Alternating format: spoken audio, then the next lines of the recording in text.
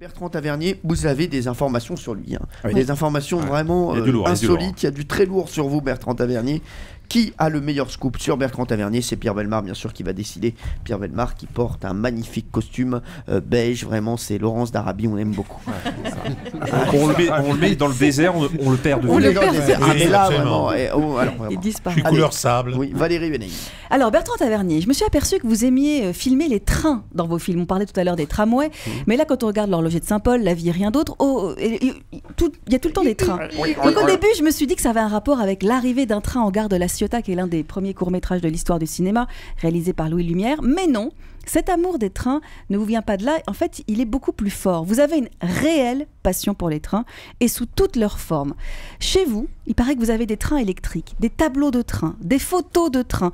Bref, les trains sont très très présents dans votre décoration et il paraît même que le dimanche vous vous leviez pour aller voir passer les trains. Et c'est pas votre seule passion, car si chez vous la moitié de la décoration est donc consacrée aux trains, l'autre est consacrée aux ours. C'est votre deuxième passion.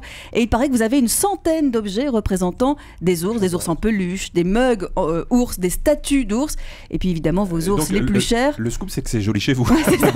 Et vos ours les plus chers sont bien sûr les ours de Berlin que vous avez gagnés en 74 pour l'horloger de Saint-Paul et en 95 pour l'APA. Eh ouais.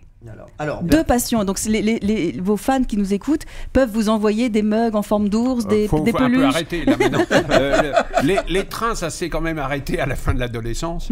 Le train électrique, non, ça c'est.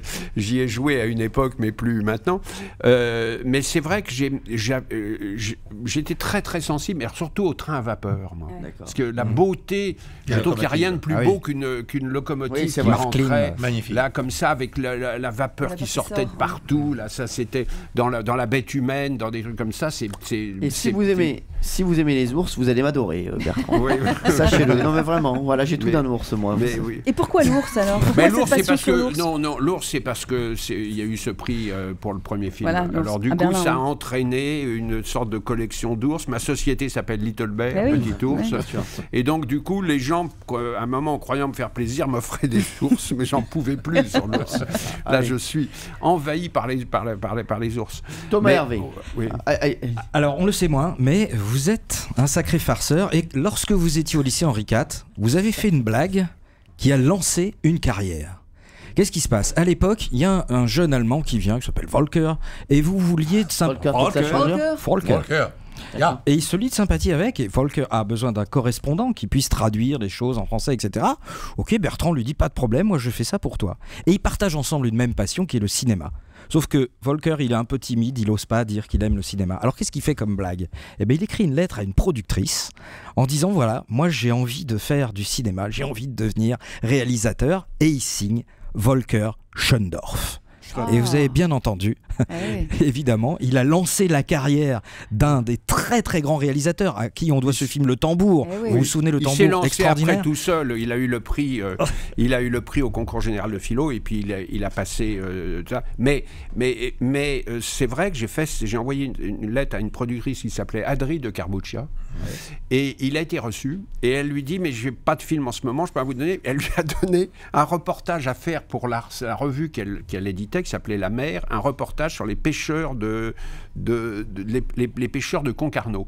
Et le premier truc donc avec photo de Volker Schoendorf est un reportage sur les pêcheurs de Concarneau pour Adri de Carbuccia. Après la personne qui est un peu responsable de l'avoir lancé dans le cinéma, c'est Roger Nimier, qui l'avait rencontré chez moi et qui savait que Volker avait eu le prix au concours général de philo, qui a écrit un petit mot à Louis Malle en disant « Mon cher Louis, je te recommande mon ami Volker Schoendorf, je pense que la fréquentation d'un philosophe allemand ne peut que te faire du bien. » Et sur ce mot de Roger Nimier, Volker Schoendorf a été engagé comme assistant réalisateur de Louis Malle. C'était comme ça qu'on faisait à l'époque et c'était assez formidable.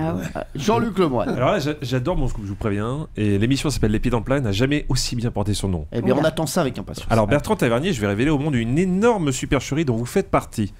Parce qu'en tant que grand cinéphile, il m'arrive souvent de regarder des films italiens des années 60 dans un petit cinéma de quartier en mangeant des michocos.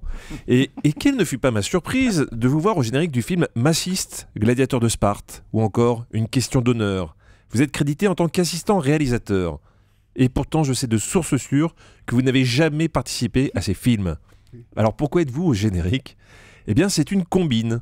Dans les années 60, il était de bon ton d'avoir des noms français dans les films italiens. Ils vous ont donc demandé de pouvoir utiliser votre nom contre un peu d'argent. Et vous n'êtes jamais allé en Italie, ni même rencontré l'équipe. Vous avez même découvert les films à leur sortie. Oui, c'était ils voulaient avoir une coproduction française, il leur manquait des techniciens français. Et Georges de Bourgard m'avait dit, donne ton nom contre une somme d'argent. Généralement, je crois que je n'ai jamais reçu. Et je me suis retrouvé comme assistant réalisateur de 6 femmes pour l'assassin et de Question d'honneur, qui est un film que j'ai en plus beaucoup aimé. Quand je l'ai vu, j'étais très content d'avoir participé à ce film. Mais ça se faisait beaucoup.